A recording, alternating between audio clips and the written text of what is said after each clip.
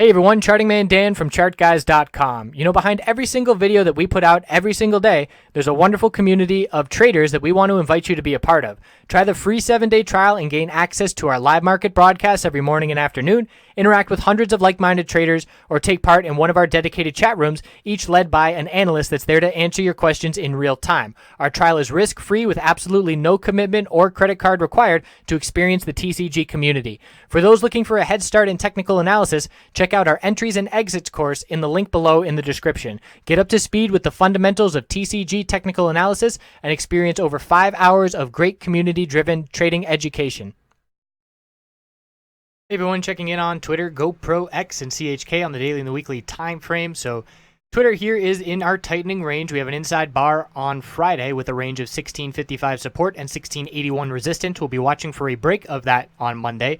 But you can see we're holding this 100-day moving average support straight across, but we are seeing lower highs as we reject from these exponential resistances. So essentially, it's giving us a bit of a descending triangle pattern that is going to see a break either Monday or Tuesday with a close below support or above resistance that will indicate short-term direction. So right now, momentum is favoring the bears as the bulls have been unable to put 2 green days together in a row in 3 weeks at this point. So if we close below the 100-day, we're looking down at 1627, and the next target to be looking at is the level before the gap fill at 17, make that 1576. In terms of resistance on any bounce attempt, we've got 1722, the high of this little bounce attempt, and then we're looking at the 200-day moving average of 1748. So the bears have a bit of an upper hand here on Twitter, but it was a bullish reversal doji off the weekly middle Bollinger Band, and we did fill one of the gaps, actually the only gap here to the downside, so that's a benefit to the bulls as well. That filled last week, but we have to see a green week to confirm this doji, and in order to see a green week, we have to get over the daily exponential. So essentially, it all comes down to the daily exponential resistance and whether or not the bulls can turn those levels into support. GoPro has been an absolutely fantastic bear, and congratulations to anybody that has been on it. This is what we were looking for with the strong market at really the strongest market I've ever seen, and GoPro not really seeing any of it. So if we consolidate in the market, we can anticipate GoPro is to see further weakness back down towards the all-time low.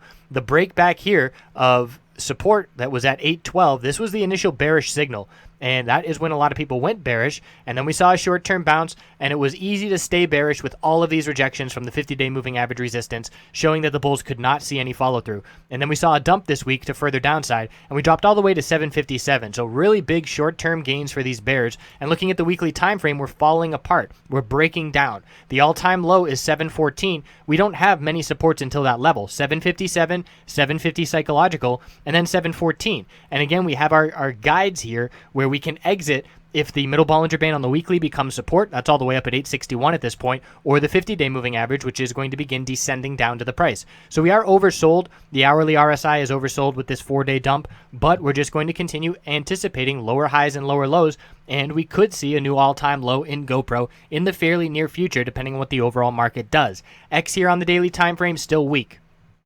We broke the higher low pattern on the daily on this oversold bounce, and now we are back testing and rejecting this middle Bollinger Band resistance of 2066. So it's a potential bear flag if we cannot get over this moving average, and support is down at 1975 and then looking down at 1952 and 1855. So X bears are in control. This weekly is a bear flag as well, and if we break 1855, that will be confirmed.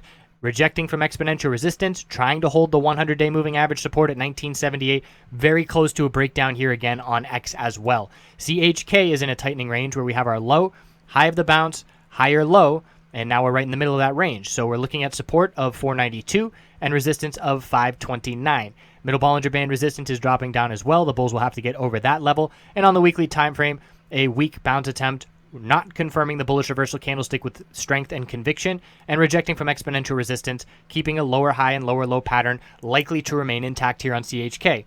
Both natural gas and oil have been very weak recently, and oil is close to breaking down and losing a higher low pattern on the long-term weekly trend, and natural gas has been significantly weak as well. So watching those, the dollar is starting to see a little bit of upside, so dollar strength results usually in commodity weakness. So there's a lot going against CHK bulls right now, and we're going to see if we continue to keep this lower high, lower low pattern on the weekly time frame intact. So that's what we've got heading into this week on these bear names, and now they're all really looking bearish like they had been in the past, with losing key support levels, seeing weakness, and not really seeing bullish upside. There's really none of these names are giving any convincing bullish action in the short term. So we'll continue to check back in daily as always. I appreciate you watching, and we'll see you tomorrow.